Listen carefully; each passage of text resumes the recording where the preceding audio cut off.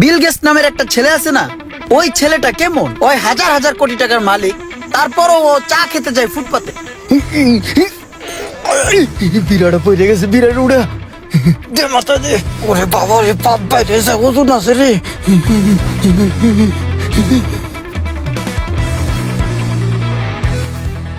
পাই বুড়াও, পাই বুড়াও, জোরে ধাক্কা দাও। হইছে হইছে হইছে হইছে। ও বাপ, ওই জায়গা পিছ দিকে ও। আমি এই জায়গার সাধারণ একটা কর্মী হলেও আমার কাজগুলো সব অসাধারণ, সমস্ত কাজগুলো আমারই দেখতে হয়।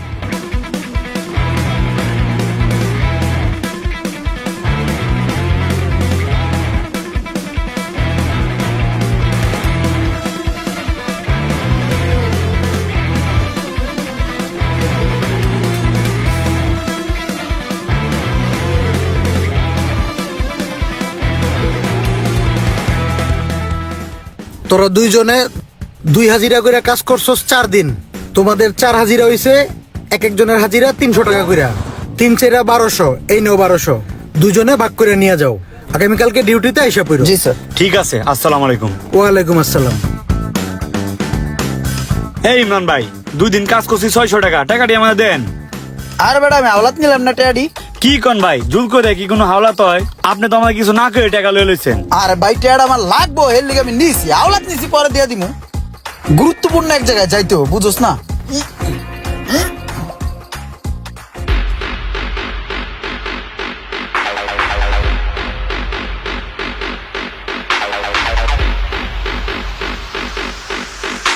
আমার সকল ফ্রেন্ড সার্কেল আইসা আমার জন্য ওয়েট করতেছে।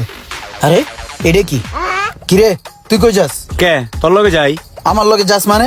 তোর এই থোবরা দেখলে, তোর এই চেহারা দেখলে বেটা আমারও তো ঢুকতে দিব না, আমারও বের করে দিব। সর তুই। আইছে আমার থেকে 300 টাকা হাওলাত নেয়, হ্যাঁ জমিদার হাজ্য বইছে। তোর কাছে কোন 300 টাকা আওলাদ নিছি দেখে কি এখন তোরা কোলে করে ঘুরমু? যা যায় রান্না করে চিপা চাপায় যায় বয়ে থাক, যা সর। ধর বেটা, এটা কোনো কথা কইলি? My friend circle waiting for me. Hey hello Roman ভাই, কি অবস্থা? এই তো, কি অবস্থা, ভালো আছো? আরে মামুন ভাই যে, কি অবস্থা? হ্যাঁ, ভালো আছো? আরে শোক ভাই, কি অবস্থা? হ্যাঁ ইমরান, ভালো আছো? তোমার জন্য ওয়েট করতেছিলাম, বসো। হ্যাঁ হ্যাঁ শিওর। নাও চিকেন না। হ্যাঁ হ্যাঁ থ্যাঙ্কস। আরে ভাই কি যে বলবো, বাংলাদেশের রাস্তাঘাটে যে পরিমাণে জ্যাম, কোনো দিকে মুভ করার তো মুশকিল হয়ে যাচ্ছে। আমি দুবাইতে ছিলাম কিছুদিন আগে, দুবাইয়ের যে রাস্তাঘাট মানে মন জুড়ে যায়, জ্যাম জট বলতে কিচ্ছু নাই, সব ট্রাফিকে কন্ট্রোল করে, খুব ভালো লাগে। বাংলাদেশ এই যে আস্তে আস্তে লেট হয়ে গেল, sorry for late everyone, let's party. তো যাই হোক মামুন ভাই, আসলে হয়েছে কি, আমি আসলে একটা BMW আনাতে চাচ্ছি। হ্যাঁ, কিভাবে যে আনাই বুঝতেছি না আসলে। রোমান ভাই, আপনি বাহির থেকে কার আনবেন সেটা না আমাকে বলবেন। জাপানে আমার ফ্রেন্ড থাকে লালচান, ও কার এক্সপোর্ট ইম্পোর্টের ব্যবসা করে, বুঝতে পারছেন? বিডিতে যত দামি দামি কার ইনপুট হয় সেগুলো সব আমার ফ্রেন্ডের হাত ধরেই আসে। আমি অলরেডি 2টা গাড়ির অর্ডার করছি, একটা ল্যাম্বরগিনি আর একটা ফেরারি। ঠিক আছে ভাই, আপনার যদি স্পেশালি কোনো কার চুজ থাকে সেটা আমাকে হোয়াটসঅ্যাপ করে দিবেন, আমি ওকে বলে দিব, ও পাঠিয়ে দিবে। টাকা পয়সা নিয়ে পেরা নেই। ঠিক আছে, তাহলে তো ভালোই হয়, যেহেতু আপনার ফ্রেন্ড আমেরিকাতে আছে, তাহলে আমাকে একটা ব্যবস্থা করে দেন না? ওরে আল্লাহ রে, ও এগুলা কি কইতাছে? সব দিয়ে যাইতেছে আমার মাথা উপরে দিয়া। সোহাগ, এই মাসেই কিন্তু আমার ওই যে নতুন ফ্যাক্টরি উদ্বোধন করতে 5 কোটি টাকা লাগবে। ওইটা নিয়ে টেনশন করার কিছুই নাই, আমার ইউএস এর শিপমেন্টটা কমপ্লিট হয়ে গেছে, তো টাকা দেয়া যাবে, সমস্যা নেই। ওকে ঠিক আছে।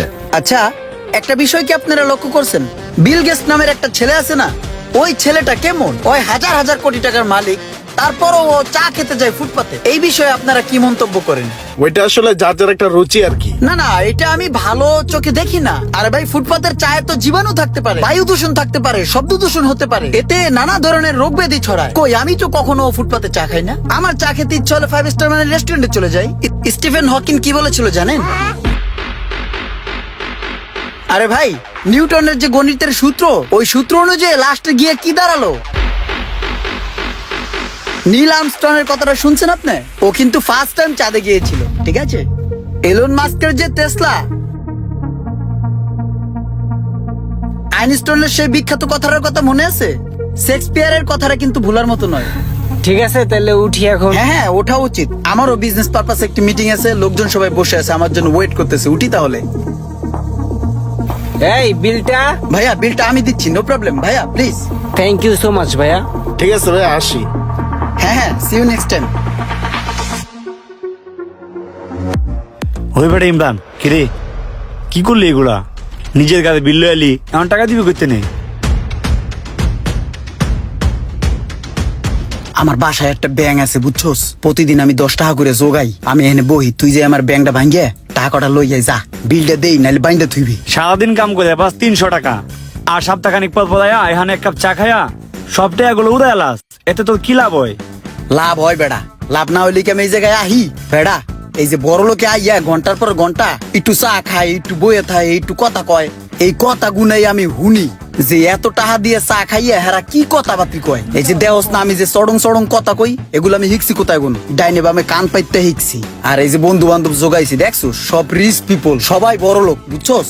একটা কথায় আছে না, জাতে টানে গোতেরে কুত্তায় টানে ফ্যান, এমন কুত্তায় একদিন টাইন না আমারে ফ্যান পর্যন্ত লইয়ে যাবি, তারপর আমার বড় লোক বানায় লেবি দেখিস তুই। আরে বেটা তোর যে কোন কুত্তায় টানবো এটা আমি বুঝছি। নিচে এক কাপ চা পাওয়া যায় 5 টাকা, ওইটা না খায়া তুই এই না এক কাপ 300 টাকা দিয়া, তবে যে কই নিবো এটা আমার বুঝা শেষ। আরে বেড়া, তোর পরিস্থিতি যত বড় খয়রাইতে হোক সমস্যা নাই, কিন্তু চিন্তা ভাবনা কখনো খয়রাইতে আ যাবে না, চিন্তা ভাবনা কখনো গরিবরা আ যাবে না বুঝছো। আর যদি চিন্তা ভাবনা উপর লেভেলের করতে পারো, তাহলে তুই নিজেই একদিন উপরে উঠে যাবে গা বুঝছো। হ্যাঁ ঠিক আছে বুঝছি।